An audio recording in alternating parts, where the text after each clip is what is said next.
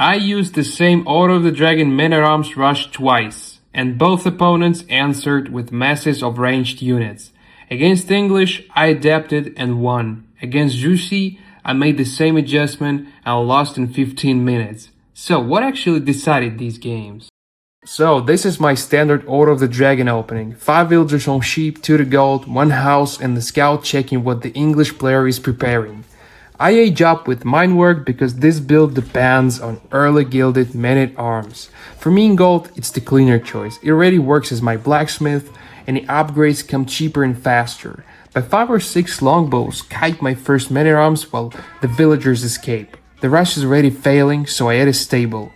Now I stop chasing the longbows and split my horsemen onto his economy.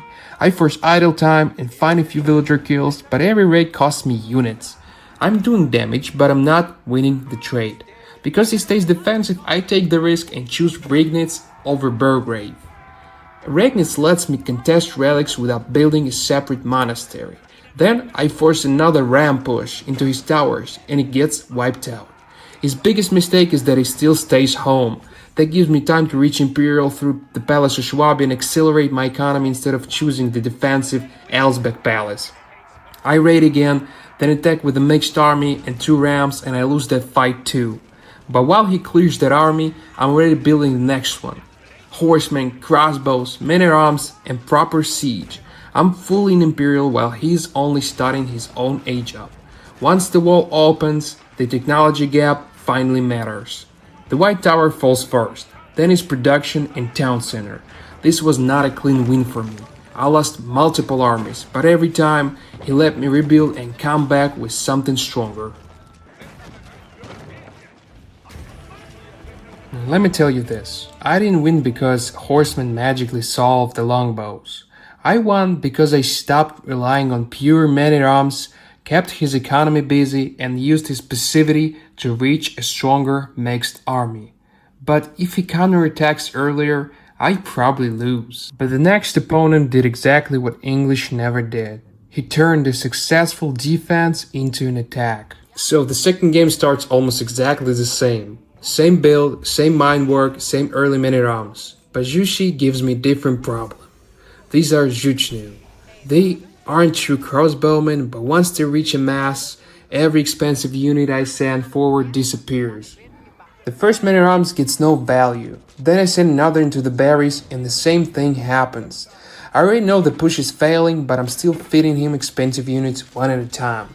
Horsemen are the correct response, I think, and 2 of them actually kill several Zhuchnu, but they leave the fight damaged and I never stop long enough to build a real mass.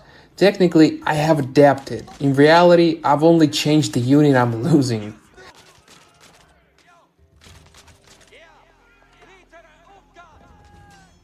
I split again. 1 men-at-arms on the berries, 1 horseman is gold. It creates activity but not enough damage. More importantly, my whole army is now 2 isolated units. His Zhuchnu and spearmen clean him up and the pressure changes direction. And this is different from the English game. English won the fights and stayed home. Zhu Xi wins the fights and immediately arrives with 3 rams, Zhuchnu, and spearmen. I have 2 stables, but no surviving cavalry mass or other units. The buildings are there, the army I needed from them is not. At the same time, I've committed my castle age resources to a burgrave outside the base.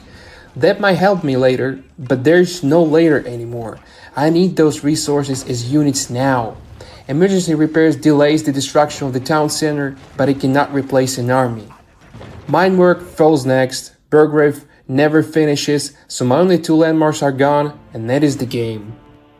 In here, horsemen were the right idea, but I never built the mass. I fed expensive units into separate fights, then lost because it just attacked me, and I lost all recovery resources on Castle Age. So I should have stayed feudal, massed horsemen, and used my men-at-arms to keep his spearmen away from them. These games look similar. The same rush meant a mass of ranged units. But the deciding factor was tempo, not just unit choice. English let me rebuild. Zhu Xi attacked immediately. Next time, I need to adapt before 1 failed push becomes a lost game. And I shouldn't sacrifice such expensive OOTD units next time.